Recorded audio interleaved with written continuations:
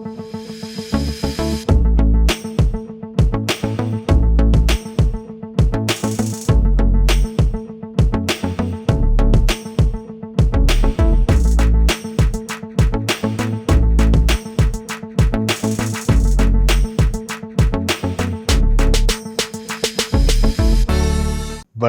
இலங்கை செய்திகளுடன் நான் நிரோஷன். இந்த முறை ஜனாதிபதி தேர்தலில் போட்டியிட்ட 3 வேட்பாளர்களை தவிர ஏனைய 35 வேட்பாளர்களும் தங்களது கட்டுப்பணத்தை இழந்துள்ளதாக தேர்தல்கள் ஆணைக்குழுவின் ஆணையாளர் நாயகம் சமன் ஸ்ரீ ரத்நாயக்க தெரிவித்துள்ளார். ஜனாதிபதியாக தெரிவான அனுகுமார திசாநாயக்க 2ஆம் இடத்தை பெற்ற சஜித் பிரேமதாச மற்றும் முன்னாள் ஜனாதிபதி ரணில் விக்ரமசிங்க ஆகியோருக்கு மாத்திரமே கட்டுப்பணத்தை மீண்டும் பெறுவதற்கான வாய்ப்பு ஏற்பட்டுள்ளதாக அவர் குறிப்பிட்டுள்ளார். வரலாற்றில் அதிகளவான வேட்பாளர்கள் 2024ஆம் ஆண்டுக்கான ஜனாதிபதி தேர்தலில் கட்டுப்பணத்தை செலுத்தியிருந்தனர். எதற்கமைய 40 வேட்பாளர்கள் கட்டுப்பணம் செலுத்திய நிலையில் அவர்களில் 39 வேட்பாளர்களின் வேட்புமனுக்கள் தாக்கல் செய்திருந்தார்கள். ஜனாதிபதி வேட்பாளரான அகித்ரூஸ் மொஹமட் இல்யாஸின் திடீர் மரணம் காரணமாக இம்முறை ஜனாதிபதி தேர்தலில் 38 பேர் மாத்திரமே போட்டியிட்டனர். இதன்படி அங்கீகரிக்கப்பட்ட அரசியல் கட்சிக்கூடாக போட்டியிட்ட வேட்பாளர் ஒருவருக்கு 50,000 ரூபாவும் சுயேட்சை வேட்பாளர் ஒருவருக்கு 75,000 ரூபாவும் கட்டுப்பணமாக அறிவிக்கப்பட்டிருந்தது. இந்த நிலையில் தேர்தலில் போட்டியிட்ட முன்னாள் ஜனாதிபதி மஹிந்த ராஜபக்சவின் மகனான நாமல் ராஜபக்ச, ஃபீல்ட் மார்ஷல் சரத் பொன்சேகா, விஜயதாஸ் ராஜபக்ச, தமிழ் பொது வேட்பாளர் அரியநேத்திரன் உள்ளிட்ட பலர் 2024ஆம் ஆண்டுக்கான ஜனாதிபதி தேர்தலில் கட்டுப்பணத்தை இழந்துள்ளதாக தேர்தல்கள் ஆணைக்குழு தெரிவித்துள்ளது.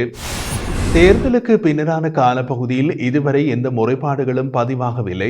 வரலாற்றில் இடம்பெற்ற தேர்தல்களில் இந்த முறை ஜனாதிபதி தேர்தல் மிகவும் அமைதியான முறையில் இடம்பெற்றுள்ளது என்று சுதந்திரமானதும் நியாயமானதுமான தேர்தல்களுக்கான மக்கள் செயற்பாட்டின் நிறைவேற்று பணிப்பாளர் ரோஹன் ஹெட்டியாராஜி தெரிவித்தார். நடைபெற்று முடிந்த ஜனாதிபதி தேர்தலுக்கு பின்னரான முறைப்பாடுகள் தொடர்பாக குறிப்பிட்ட போது இவ்வாறு அவர் தெரிவித்தார். இது தொடர்பாக அவர் மேலும் தெரிவிக்கையில், இலங்கை வரலாற்றில் இதுவரை இடம்பெற்ற தேர்தல்களில் இடம்பெற்று முடிந்த ஜனாதிபதி தேர்தல் மிகவும் அமைதியான முறையில் நடைபெற்றது. தேர்தல் இடம்பெற்ற பின்னர் பல்வேறு சட்டமீறல்கள், வன்முறைகள் தொடர்பாக கடந்த காலங்களில் முறைப்பாடுகள் பதிவாகி இருக்கின்ற போதும் இந்த முறை ஜனாதிபதி தேர்தலுக்கு பின்னர் இதுவரை எந்த முறைப்பாடும் பதிவாகவில்லை.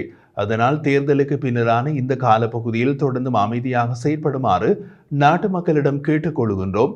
ஒட்டுமொத்த தேர்தல் காலப்பகுதியில் தேர்தல் சட்டமீறல்கள் மற்றும் பயமுறுத்துதல், அச்சுறுத்தல்கள் என்று எமது பிப்ரல் நிறுவனத்திற்கு 1800 முறைப்பாடுகள் கிடைக்கப்பெற்றுள்ளன. இந்த முறைப்பாடுகளில் அரசு அதிகாரம், அரசு சொத்துக்கள் துஷ்பிரயோகம் மற்றும் சமூக வலைதளங்கள் ஊடாக இடம்பெற்ற சம்பவங்களும் அதிக அளவில் பதிவாகியுள்ளது. சுதந்திரமானதும் நியாயமானதுமான தேர்தலை நடத்துவதற்காக தேர்தல் ஆணைக்குழுவானது தேர்தலுக்கு முன்னரான காலப்பகுதியிலிருந்து தேர்தல் தினத்தன்று வரைக்கும் முக்கிய பங்காற்றியுள்ளது. போலீஸ் மா அதிபர் பதவி வெற்றிடம் காணப்பட்டாலும் தேர்தல் செயல்முறை முழுவதும் சட்டம் ஒழுங்கை வினைத்திறனாக பேணுவதற்கும் பக்கச்சார்பற்ற வகையில் செயலாற்றுவதை உறுதிப்படுத்துவதற்கும் இலங்கை போலீஸ் திணைக்களம் ஏற்புடைய அனைத்து நிறுவனங்களுடனும் ஒத்துழைப்புடன் செயலாற்றியுள்ளமை குறிப்பிடத்தக்கது. ஜனாதிபதி தேர்தலை ஒழுங்குபடுத்துதல், தேர்தல் சட்டங்கள் மீறப்படுவதை குறைத்தல், வன்முறைகளை குறைத்தல் மற்றும் பிரஜைகளின் வாக்குரிமையை பாதுகாத்தமைக்காக தேர்தல் ஆணைக்குழுவுக்கும் இலங்கை போலீஸ் திணைக்களத்திற்கும் பிப்ரல் அமைப்பு தனது பாராட்டுகளை தெரிவித்துக் கொள்கின்றது.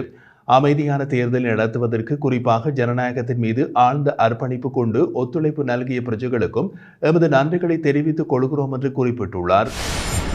இலங்கையில் ஏற்பட்டுள்ள அரசியல் மாற்றம் காரணமாக டொலர் பத்திரத்தின் பெறுமதி குறைந்துள்ளதாக ப்ளூம்பர்க் செய்தி சேவை தெரிவித்துள்ளது. புதிய ஜனாதிபதியாக அனுர்குமார திசாநாயக்க நேற்று தெரிவான நிலையில் இந்த தகவல் வெளியிடப்பட்டுள்ளது. சர்வதேச நாணய நிதியத்தின் இலங்கைக்கான உதவி திட்டம் மற்றும் கடன் மறுசீரமைப்புக்கான உடன்படிக்கைகள் அனுர்குமார திசாநாயக்கவின் வெற்றியினால் பாதிப்பு ஏற்படும் அபாயம் உள்ளதாக சுட்டிக்காட்டப்பட்டுள்ளது. டாலருக்கு நிகரான இலங்கை பத்திரங்கள் இன்றைய தினம் 3.1 சென்ட்களால் வீழ்ச்சியடைந்துள்ளதாக ப்ளூம்பர்க் செய்தி சேவை சுட்டிக்காட்டியுள்ளது. இது 2 வருடங்களில் ஏற்பட்ட பாரிய வீழ்ச்சியாகும் என்றும் பொருளாதார ஆய்வாளர்களை மேற்கோள் காட்டி இந்த தகவல் வெளியிடப்பட்டுள்ளது. எனினும் சர்வதேசத்தோடு இணைந்து செயற்பட தயாராக உள்ளதாக ஜனாதிபதி அனுர்குமார திசாநாயக்க தெரிவித்துள்ளமை குறித்தும் ப்ளூம்பர்க் சுட்டிக்காட்டியுள்ளது. இதேவேளை அனைத்து பங்கு விலைச்சூட்டன் அலகு 130.3 அதிகரித்துள்ளதாகவும் அந்த மதிப்பு 11,096.81 அலகுகளாக காட்டப்பட்டுள்ளதாகவும் தெரிவிக்கப்பட்டுள்ளது. கொழும்பு பங்குச்சந்தையின் இன்றைய நிலவரப்படி இந்த அதிகரிப்பை காண முடிந்ததாக கூறப்படுகிறது. இதேபோன்று 994 மில்லியன் வர்த்தகம் பதிவாகியுள்ளதாகவும் கொழும்பு பங்குச்சந்தை மேலும் தெரிவிக்கின்றது. ஜனாதிபதி தேர்தல் அறிவிக்கப்பட்ட ஒரு நாளின் பின்னர் கொழும்பு பங்குச்சந்தையில் அனைத்து பங்கு விலை சுட்டன் அதிகரிப்பை காட்டியுள்ளதாகவும் சுட்டிக்காட்டப்பட்டுள்ளது. ஜனாதிபதியின் தனிப்பட்ட செயலாளராக கே ஆனந்த விஜயபால நியமிக்கப்பட்டுள்ளார். ஜனாதிபதி அனுருகுமார திசாநாயக்க நாடாளுமன்ற உறுப்பினராக செயற்பட தொடங்கிய காலம் தொட்டு நீண்ட காலமாக அவரின் தனிப்பட்ட செயலாளராக ஆனந்த விஜயபால கடமையாற்றியிருந்தார். இந்த நிலையில் தற்போது அனுருகுமார ஜனாதிபதியாக பதவி பிரமாணம் செய்து கொண்டுள்ள நிலையில் தனது முன்னைய தனிப்பட்ட செயலாளரையே ஜனாதிபதி பதவிக்கான தனிப்பட்ட செயலாளராகவும் நியமித்துள்ளார். இதன்படி ஆனந்த விஜயபால இன்று மாலை ஜனாதிபதி செயலகத்தில் தனது கடமைகளை ஆரம்பித்துள்ளார். புதிய ஜனாதிபதியாக இன்று காலை சத்தியப்பிரமாணம் செய்து பதவியேற்ற அனுர்குமார திசாநாயக்க இன்று இரவு அல்லது நாளை எந்த நேரத்திலும் நாடாளுமன்றத்தை கலைப்பதற்கு தயாராகிவிட்டார் என்று விடயம் அறிந்த வட்டாரங்கள் தகவல் வெளியிட்டுள்ளன. இது தொடர்பாக சட்டமா அதிபரிடமும் பிற சட்டத்துறை வட்டாரங்களிடமும் இன்று பகல் அவர் சட்ட ஆலோசனை பெற்றார் என்றும் நம்பகமாக அறிய வருகிறது.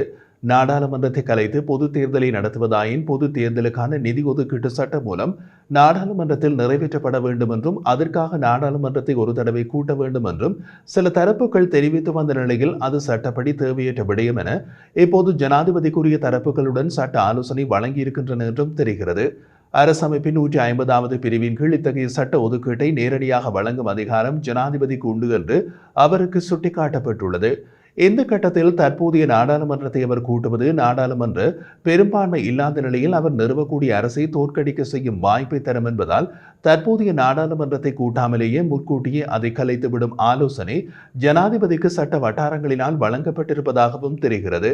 அனுருகுமார திசாநாயக்க ஜனாதிபதியாக தெரிவு செய்யப்பட்டிருக்கின்றமையினால் நாடாளுமன்றத்தில் அவரது இடத்திற்கு புதிதாக லக்ஷ்மண் நிபுண ஆராய்ச்சியை நியமித்து அதிவிசேட வர்த்தமானி வெளியிடப்பட்டுள்ளது. இந்த நிலையில் அவர் நாடாளுமன்ற உறுப்பினராக சத்திய பிரமாணம் செய்ததும் நாடாளுமன்ற கலைப்பை ஜனாதிபதி முன்னெடுப்பார் என்று தெரிகிறது. அது பெரும்பாலும் இன்று இரவு அல்லது நாளை இடம்பெறும் என்றும் சம்பந்தப்பட்ட வட்டாரங்கள் குறிப்பிடுகின்றன.